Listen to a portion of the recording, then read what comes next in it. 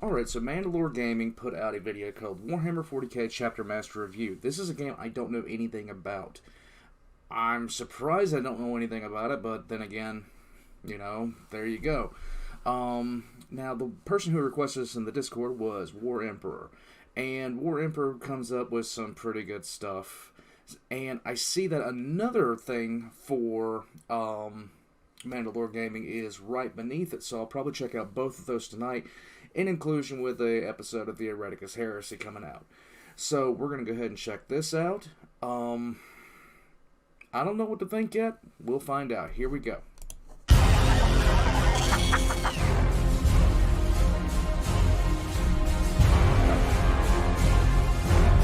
Onward to glory!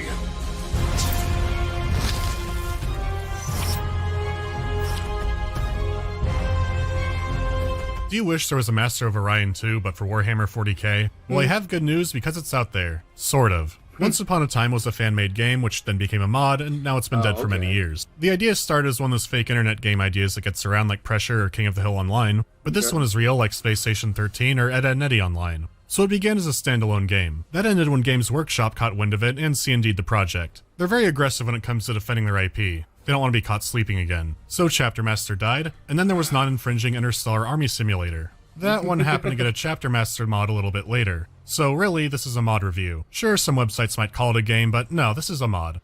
This is a mod, everybody. So in it, you rule over Space Marine Chapter. Space Marines are the superhuman Hulk Hogans with 40 trucks worth of steel. And you're in charge. You have a lot of playable options. You can choose a group from the lore, including some obscure ones, or pick a fan-made one. Of course, you can also make a custom chapter, and this gets extensive. You can spend points to make your chapter bigger or less likely to mutate, but there are also advantages and disadvantages to balance out. This is only the beginning. What's your battle barge called? What kind of world do you recruit from? How do you train the recruits? What kind of magic are you into? Does your chapter have mutations? Are they allergic to shellfish? There is a staggering level of detail down to making your own custom units. Never has it been easier to make the chapter of your dreams or the Eldar's nightmares. It's not necessary to go through every little detail, but you can if you want. When your paperwork is finally done, you can start the game. So let's talk about the presentation. It's definitely a fan game. Artwork is taken from manuals, games, websites, and God knows where. So the actual quality and resolution can definitely jump all over the place, but it's still Warhammer. It is cool that you can see all the individual equipment your Marines have. Supposedly there are mods out there to make these even higher resolution, but I haven't used any. In contrast to that, the ground battles are very abstract. The lines just represent the formations of both armies. So your imagination will have to be the graphics engine here. On the other side, the fleet battles show a lot more. You see missiles fire off, fighters dogfight, it's a lot more visually satisfying. Both kinds of battles play themselves out, so all you need to do is watch it. Now how about the sound? Pew pew!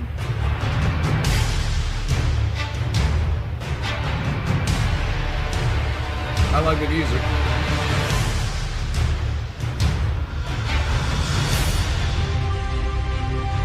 Oh god, the music is nice. Have you guys ever played a video game where everything was good, but the music, you just had to mute it because it just took away from everything? It's like, no. Well, there's only one sound effect in the game, and that's for a menu. Okay. The rest of the sound is just a few music tracks from other games, so not much here. It is fitting music, but it's going to be a quiet game. Yeah, that's all there is to say, so here's how it's played. As Chapter Master, you have hundreds, possibly thousands of Marines to command. A lot can be sorted out just fine, but if you want, you can manage the Marines down to their individual weapons and equipment. Most of your Marines will be in your fleet, and you can unload them on planets to do activities. This could be for exploring, recovering artifacts, completing a mission, or just fortifying a planet in case bad men show up. It's a turn-based game, so you'll have a lot of time to think it all through. Besides just managing your angry refrigerators, you also need to balance diplomacy. For example, you can recruit new Marines, but you need permission, because all of these planets belong to the Imperium of Man. True. If they're unhappy, you won't get more recruiting worlds, but there's more. To transform recruits into Space Marines, you need Gene Seed. Creating new ones not from dead Marines takes a long time, but you still need to pay some to the Adeptus Mechanicus. Without their support, you can't get Land Raiders, Tech Priests, and everything else that makes your armored division so strong. So it's usually nice for you to keep all these factions happy, but it's hard to pull off. They might want you to complete missions that are far away from each other. This might be hard to... Why don't we have games like this? Why don't we? It makes no sense. Never mind. Shutting up about how much their use of the IP annoys the shit out of me. when it comes down to, oh god, don't talk about it. Do in time as one Doom fleet, but splitting them up means there's a risk of them dying. And this assumes that everyone is happy and we're all on the same page here. What is Azeroth doing right here? Anybody know? That doesn't happen as often as you hope. Like when the Inquisition tells you to purge a planet they don't like. Okay. Planetary governors usually have a lot going on. You roll up on a city and nuke a few million or billion people to make Tyranids go away, and the Imperium understands that. It's like changing your oil. The heavens rumble and thunder as your ships unload annihilation upon Gehenna of One. Even from space, the explosions can be seen clapping across planet surface. Orc forces are well dug in. They suffer heavy losses from the bombardment, decreasing 2 stages.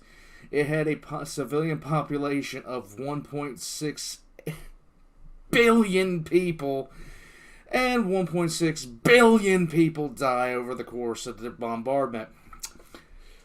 Tuesday. You just gotta do it. But when you keep assassinating governors and then your chapter starts something called Crystal Knock Thursdays, well, they get pissed off. So you can't be evil all the time until your favorite politician says it's okay. If you don't have tact, you might be labeled as a renegade. Then you have to talk to the kids who smoke during geography class. Heresy? I don't think so. You can give greater humanity the finger and try to build everything on your own, but it makes things harder. This game is all about making the best possible decision in horrible scenarios. Heretic issues? You could bomb them from orbit, or you could be more subtle. Why bomb a planet over a governor when you can replace them with a puppet that'll serve you? Then it turns out what you thought was some people setting animals on fire was an entire Chaos Space Marine Legion incursion. They wiped out the Purge team and launched their fleet. We should have bombed them when we had the chance. You have to make it all happen, and no matter what, a lot of good people are gonna die. You can try and get around this by being more unconventional. We can negotiate with the enemy, maybe give them a chaos. Oh shit. I swear I didn't touch it. I just looked at it. Oh god, please. No, Daddy, no! Oh, the fucking Inquisition. Ugh. Okay, so the Inquisition doesn't trust you and they want your artifacts real bad. Artifacts are powerful items and everyone wants them. Many are powerful war gear pieces and can make your superhumans even more superhuman. Some are clearly tainted by the evil of chaos or at least possessed by some kind of demon. So you might go, I should break that, and then oops, you've summoned a greater demon aboard your strike cruiser. That's bad. It commemorates the occasion by vomiting acid on all your crew members. So these things are dangerous but powerful and valuable. So you're supposed to give them to the Inquisition to do— Seriously, why isn't there a game like this? The way this sounds is just awesome, and I know we... Oh, God. Don't talk... The amount of gameplay settings, everything like that could be done with this IP are just being wasted. It's a fundamental...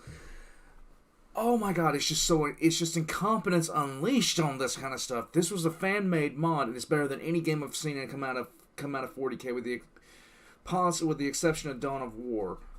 And it's a fan-made mod. Come on, hit the gas, do something like this.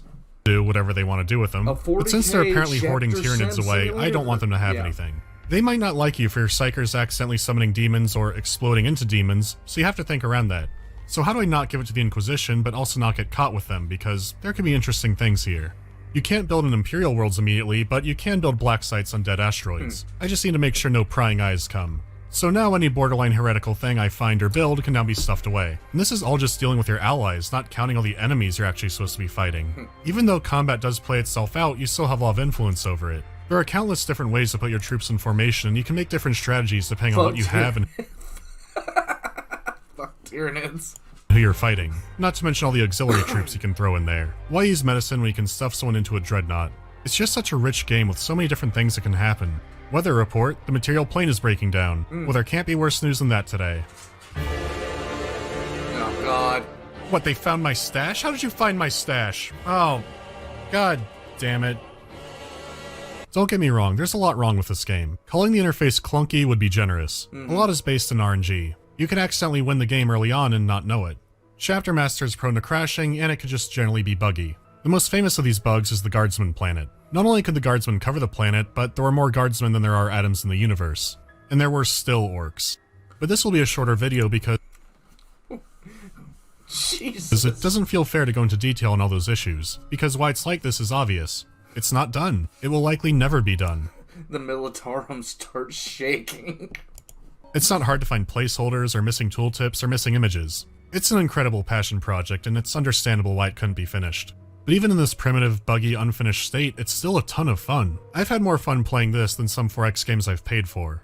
The formula of being space I don't police, doubt having to it. balance between factions and not really paint the map with an This honestly looks better than half the 4X games that I own. And yeah. empire is just so interesting to play. You have so much to manage and do that something is always coming up, and you get that just one more turn feeling playing it.